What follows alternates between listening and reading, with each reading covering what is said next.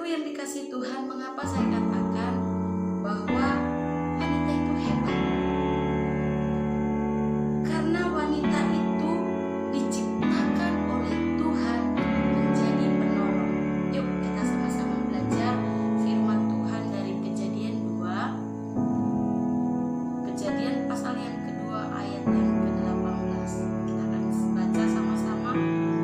Tuhan Allah berfirman, tidak baik kalau manusia itu seorang diri saja. Aku akan menjadikan penolong baginya yang sepadan dengan dia. Ya, puji Tuhan, dikatakan di sini bahwa wanita itu diciptakan Tuhan menjadi penolong. Ya, penolong artinya adalah penolong itu lebih kuat dari yang ditolong. Penolong itu lebih kuat dari yang ditolong. Ya, firman Tuhan mengatakan bahwa wanita diciptakan oleh Tuhan sebagai penolong, yaitu pribadi yang kuat. Kuat di sini artinya sanggup menanggung beban. Ya. Oke, yuk kita sama-sama belajar dari kehidupan Rut. Ya.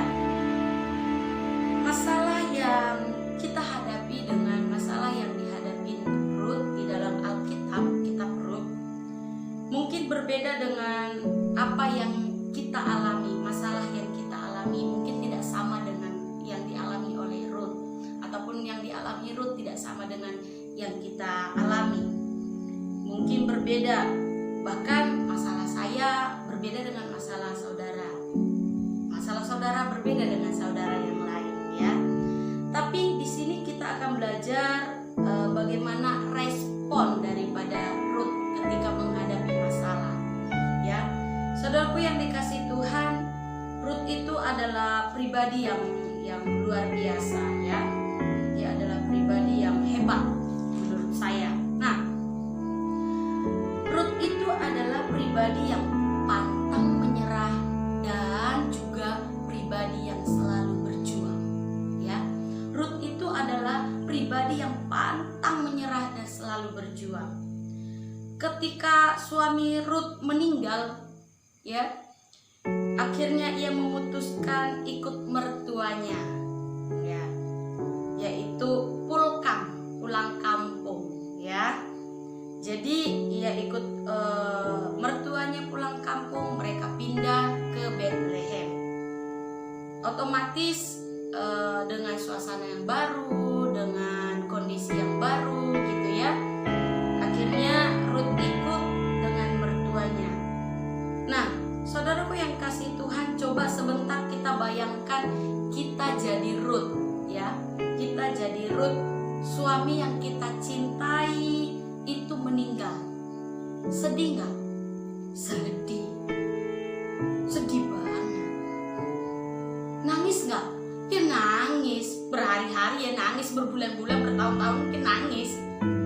Ya.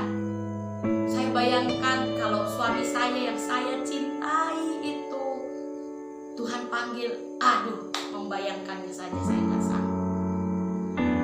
Walaupun dalam keadaan berantem, ya, saya udah kepikiran, aduh. Nah, apalagi dalam keadaan baik, ya. Nah, pastinya setiap kita tidak sanggup, ya, ataupun kita sangat kehilangan gitu, ya, ketika orang yang kita cintai diambil oleh Tuhan. Nah, tapi hebatnya Rut adalah Rut tidak menatapi nasibnya. Dia tidak meratapi nasibnya yang terjadi dalam hidup Rut. Dia tidak meratapinya. Dan dia tidak menjadi wanita yang lemah, ya, yang akhirnya terus murung, terbawa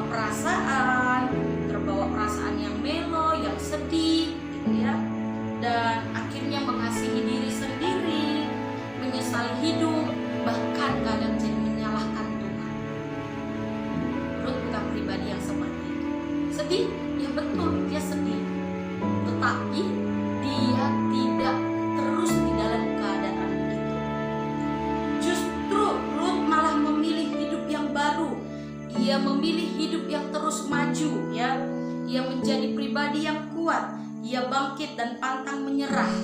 Itulah pribadi roh.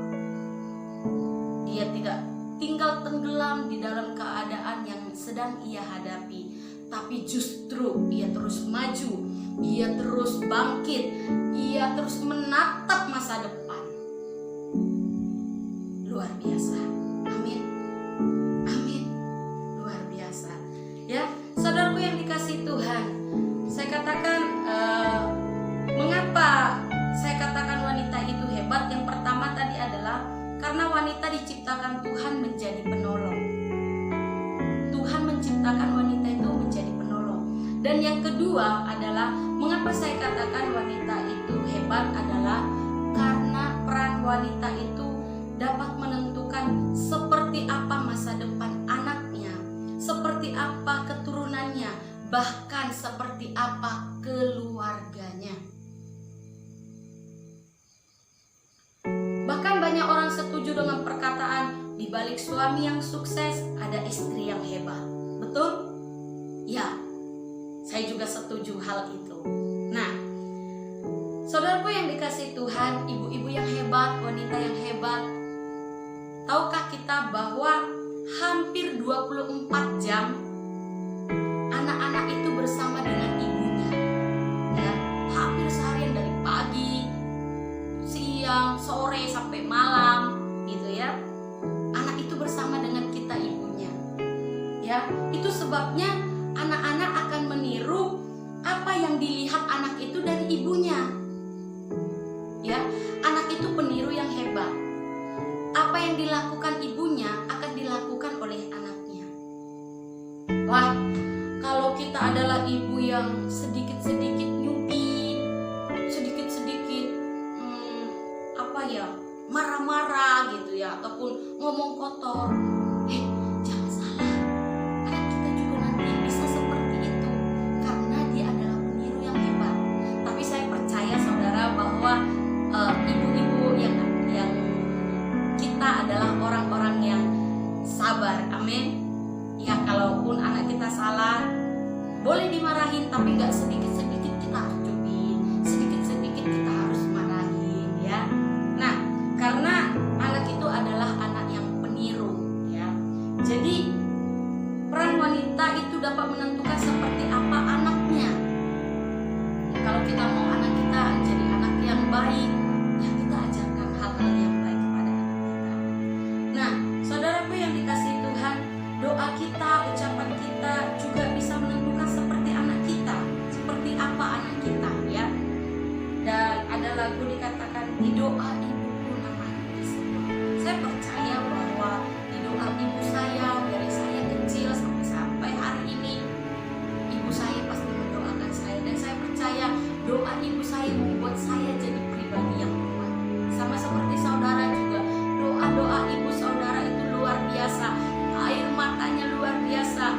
Ketika ia berdoa, ia mengeluarkan air mata, ia memohon kepada Tuhan untuk sesuatu yang baik terjadi kepada anaknya.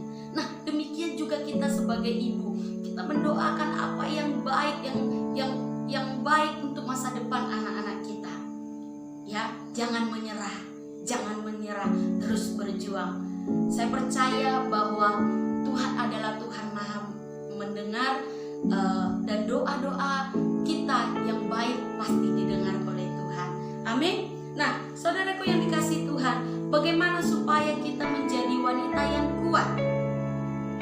Ya, supaya kita jadi wanita yang kuat, itu kita harus dekat dengan Tuhan Yesus, sumber kekuatan. Kita harus dekat dengan Tuhan Yesus, sumber kekuatan kita. Ya, wanita kuat jika ia selalu datang kepada Tuhan. Wanita akan jadi kuat ketika ia terus datang kepada Tuhan, berlutut kepada Tuhan. Karena apa? Karena Tuhan adalah sumber kekuatan. Karena Tuhan adalah penolong kita. Karena Tuhan adalah sumber hikmat. Saya percaya Tuhan akan memberikan hikmat kepada kita untuk hal-hal yang akan kita lakukan. Ya, saudaraku yang dikasihi Tuhan, setiap masalah yang diizinkan Tuhan adalah ada cobaan yang diizinkan Tuhan melebihi kekuatan kita. Itu adalah firman Tuhan. Dan saya percaya ketika Tuhan memberikan cobaan, mengizinkan satu cobaan dalam hidup kita, Dia juga ada menyertai hidup kita. Itu luar biasanya. Ia tidak membiarkan kita. Dikatakan firman Tuhan berkata bahwa Ia adalah setia. Tuhan menyertai kita. Dia buka jalan buat kita. Ya, saudara yang kasih Tuhan, masalah yang sedang kita hadapi bisa menjadi besar atau kecil, tergantung juga respon kita. Kiranya respon kita adalah respon yang baik ketika menghadapi satu masalah. Kita meresponnya dengan respon yang baik. Ya, saudaraku yang dikasih Tuhan, wanita hebat, jadilah wanita yang kuat, berjuang, pantang menyerah. Amin. Dan jadilah wanita yang tidak melo, tidak selalu berada di dalam kesedihan, mengasihi diri sendiri, bahkan menyesali hidup, bahkan lebih parah menyalahkan Tuhan. Ya, yuk kita sama-sama belajar jadi wanita yang hebat, wanitanya Tuhan, wanita yang mengasihi Tuhan. Amin. Puji Tuhan, saya percaya kita adalah wanita yang hebat. Tuhan Yesus memberkati.